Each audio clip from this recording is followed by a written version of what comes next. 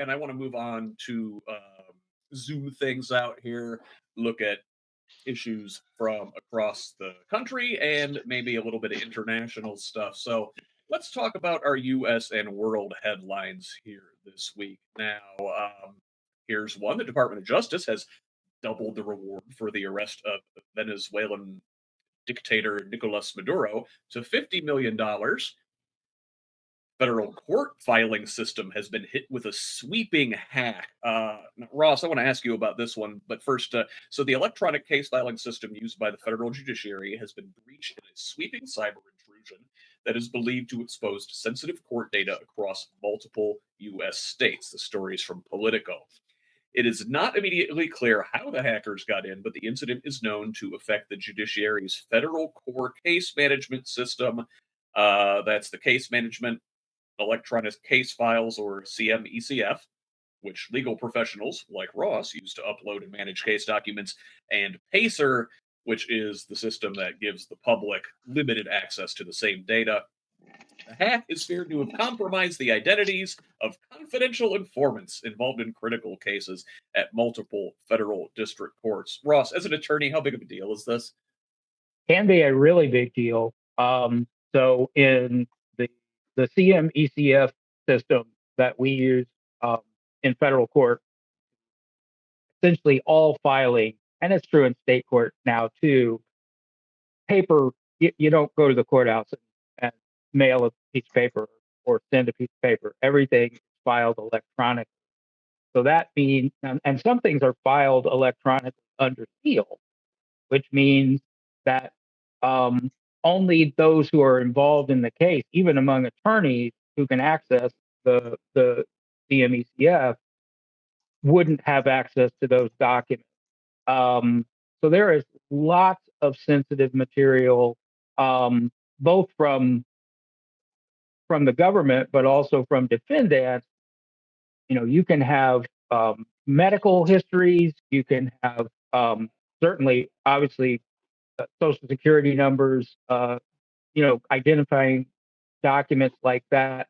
But also, as is mentioned, people who have been promised anonymity as victims or as working informants.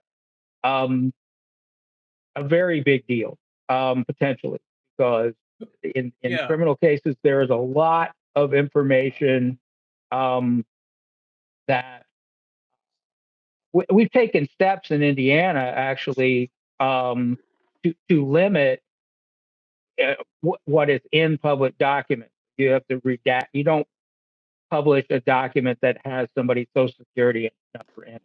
But we also have a system where you can file things under seal. And the problem is, if somebody hacks in, they've got access to all of it. Nothing's under seal to a hacker. So it's very, very concerning. oh, thanks for that information, Ross. It really helps clarify that. Moving on, also in headlines this week, Azerbaijan and Armenia have signed a peace pledge at a White House summit with President Trump. They've been fighting over this enclave called Nagorno Karabakh since like the 80s and 90s, and there's been flare ups of violence ever since. The White House has said that as part of the deal, the U.S. will help build a major transit corridor to the enclave that will be named the Trump Route for International Peace and Prosperity.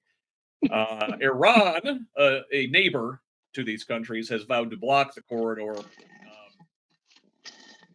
saying that with or without Russia, their ally, they plan on blocking this, even though they have a strategic alliance with Russia and Armenia. So, also, this week it has been announced that Trump will meet, speaking of Russia, with Russian President Vladimir Putin.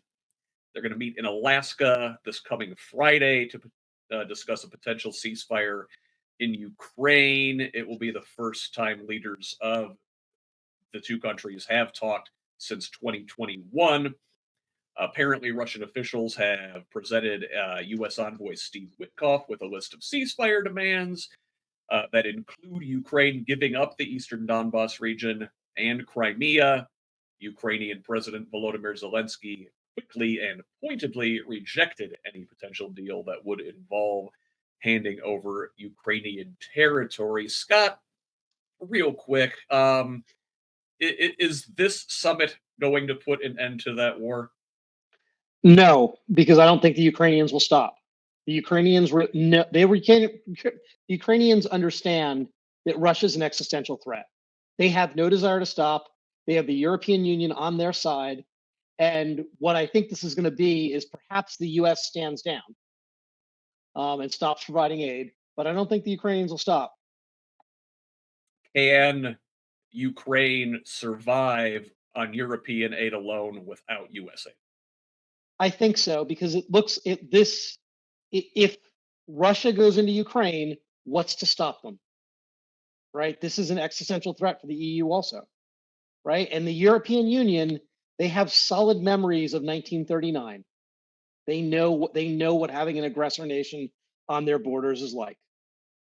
So, Yeah, and the European Union grew out of the European Economic Cooperation Zone, which kind of grew out of NATO, which was a yep, response to the Second World War. We tried to put systems and structures in place to avoid global war again, and we've just seen the last several years the crumbling of all of those structures, and correct.